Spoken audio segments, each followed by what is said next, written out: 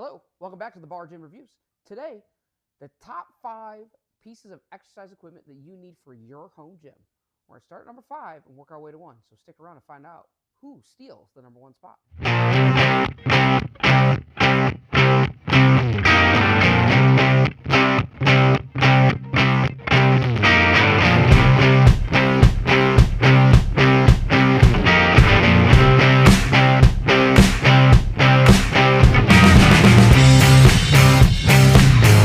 So starting at number 5 is cardio equipment. So whether that's something that steady state cardio, whether that's something that's going to be a little bit more HIIT training, a cardio piece is something you have to buy when you start your home gym, right? So for me right now, I have a treadmill that I'm walking on, and this could be something that, again, I'm just walking at like a 2.5 mile an hour pace. I can go uphill. So it's a very simple piece of equipment. However, treadmills can be expensive, right? So I'm going to give you some alternatives to that as well. But we want a treadmill, right? So this is something that even your mom, your grandma should have at their home. It's to get you in shape. It's to get you healthy, right? So whether you're, cutting or you just want to stay heart healthy, having a piece of cardio equipment is a great start and a great addition to your home gym. So cardio equipment is pivotal to have in your gym for a few factors. Number 1, heart health, right? We're doing this whole home gym thing to be healthy, right? So the first thing that you have to have, or the 5th best thing I would say, is you have to have cardio equipment. And like I said earlier, treadmills, yeah, they can get really, really expensive, right? But cardio is pretty simple. You just need to get your heart rate up. So this could be a warm-up too before you get lifting. So I have some really cheap pieces of equipment here that you could also utilize, right? So you could have something like a slam ball, medicine ball, whatever, or something as simple and cheap. Now, mine's not very cheap, but a jump rope, right? So anything that can get your heart rate up, kind of get into that zone 2, or even exert yourself to a sprint kind of deal, is good cardio, right? So in your home gym, you need to make the decision to put what kind of cardio equipment that you want. So you can do anything from something really high end. You could do like something that's a concept 2, but you go all the way down to like, a few bucks on Amazon for a jump rope. So wherever you want to prioritize cardio equipment in your gym, as far as price point goes, do that. But just know that this is number 5 on the things that if you're going to start a home gym, the things that you have to have is some sort of cardio equipment. All right, so number 4 here on my list of things that you need in your home gym is some sort of cable machine. Now, for me, I have the Replicadia. It's a functional trainer, and this might be a little over the top for your budget, so depending on your budget. However, I want to talk about the importance of a cable machine. So a cable machine is different than a barbell and a dumbbell and those traditional weightlifting exercises because it gives you constant tension throughout the range of motion. So you're going to see like when you're doing curls, even if you're doing flies, stuff like that, the entire range of motion, there is tension being put on whatever muscle you're exercising, right? Another thing with cable machines is it adds a lot of variability and a lot of versatility to your training, right? A barbell can be kind of bulky and kind of big, and there's certain movements that you really can't do with it. Some dumbbell exercises, obviously, they're great, but some of those exercises, right, aren't as efficient as something that you can do on a cable machine, right? So one exercise I like to think about is if you're doing barbell curls or dumbbell curls, right? When you curl at the top here, you kind of lose tension, right? Whereas right here, you have a lot of tension and a lot of tension and a lot of tension, right? With a cable machine, even when you get here, right, that cable is pulling down on you the entire range of motion, right? So that stimulus is continuous, right? Another great one is shoulder flies, constant tension, right? If you're right here, if you're down here, right, with a dumbbell, there's no tension here. But if you're pulling, from here, there's already tension on there, okay? So versatility, keeping tension on the muscle as you exercise throughout the entire range of motion is also something that's great. But like I said to start, you don't need to buy something that's this big. You don't need to buy something that's this expensive. There's a little like over $3,000 functional trainer. You could buy just a single cable machine, whether that's like something from Bells of Steel, maybe even Titan Fitness, and you could just get one single cable tower that you could at least do some like lat pull downs on. You could do tricep push downs on, right? You might be able to have something that goes down towards the bottom. You could do some movements that you're pulling from the floor. So number 4 is going to be some sort of cable machine, okay? Whether it's something on the high end or something on the low end, adding a cable to your training can be a game changer for a home gym. All right, so for number 3 here is an adjustable bench, right? So whether you're a barbell person or you're a dumbbell person, a good investment is definitely an adjustable bench. Flat bench, obviously you could do some things with flat bench, but for the money, you really should invest in an adjustable bench, right? So you can do incline bench, right? Regular bench. You can do some maybe seal rows. There's a multitude of things that you can do, right? So one thing that I would suggest when buying an adjustable bench, right, is get it from a reputable company. Get something that you know has a lot of reviews. And I would not go with the cheapest option, okay? Now, if that's what your budget is, that's what your budget is, right? I just wouldn't go with like a Flybird or something that's off of Amazon, one of those really cheaply made ones that, you know, don't have a weight capacity listed maybe.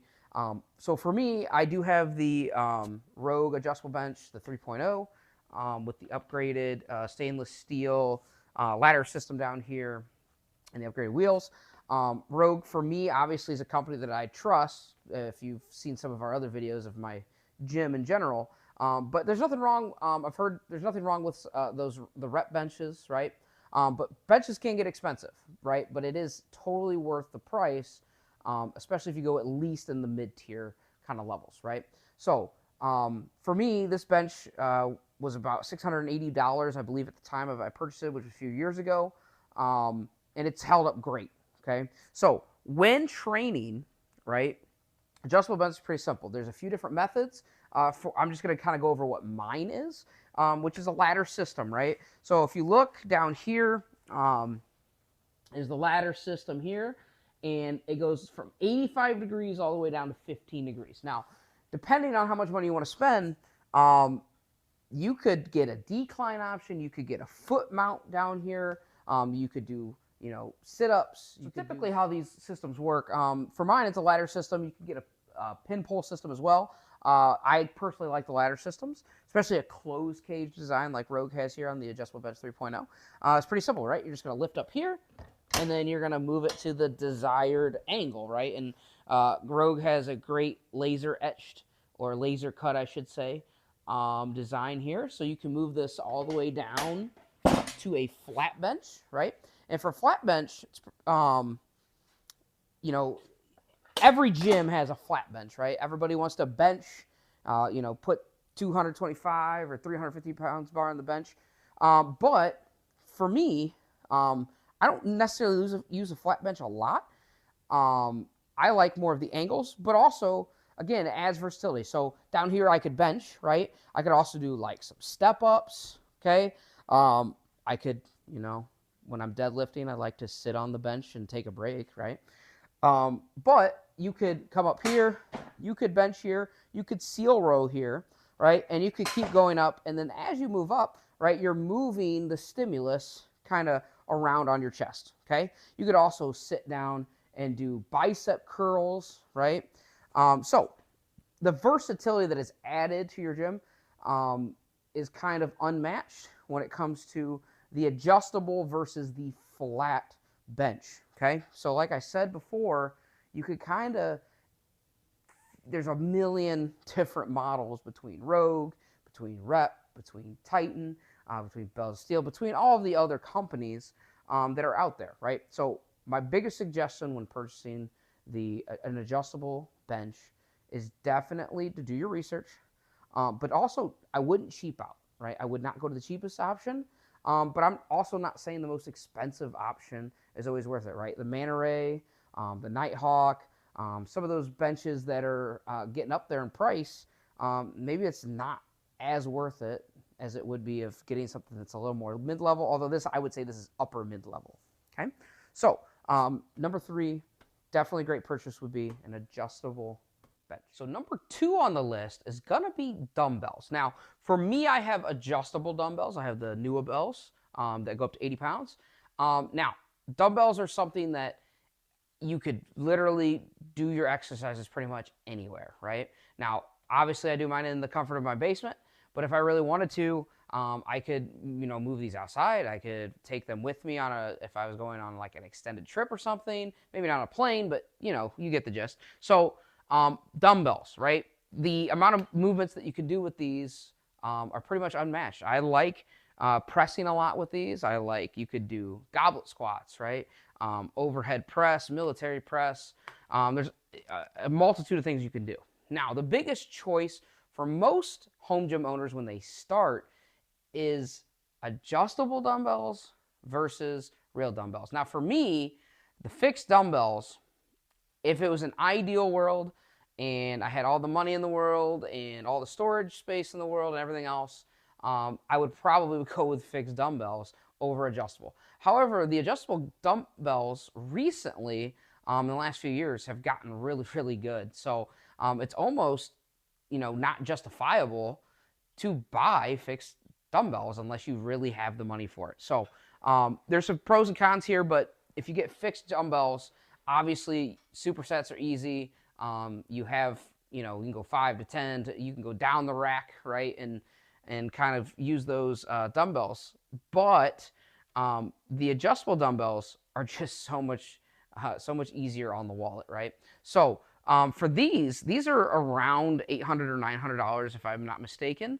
Whereas fixed head dumbbells, I mean, you're looking at, if you want to get a set from 5 to 80, it really depends on the company, but even the cheap options are in like the $5,000 or $6,000 range, right? And then you got to find somewhere to store them, right? So I've looked into getting Rogue urethanes. I've looked into getting some Rep urethanes and everything else. And again, it's going to cost you a lot of money. So I would say for number 2, adjustable dumbbells is where you should go. Now, depending on your training and your budget, it depends. There's a few companies out there that are doing great things, right? So the OG, when it comes to quick draw or quick adjusting dumbbells, are going to be these Dumbbells. Now, I bought these probably 2.5, 3 years ago, and they work great. I would never advise dropping them. I know the company doesn't.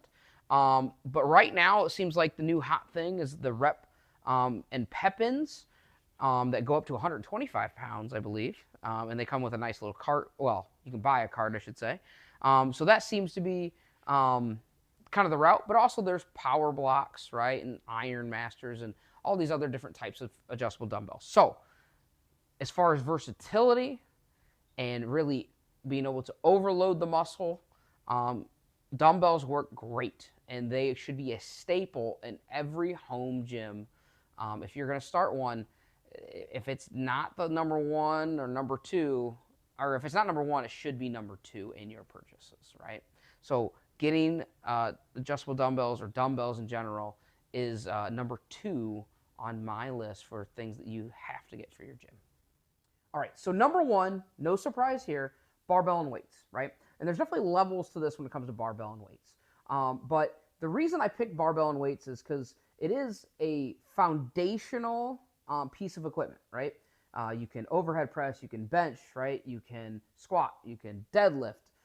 So number 1 for me is definitely the barbell and weights. But when I say there's levels, there is levels. And I think I want to explain these. So for me, I have a Rogue Ohio Power Bar.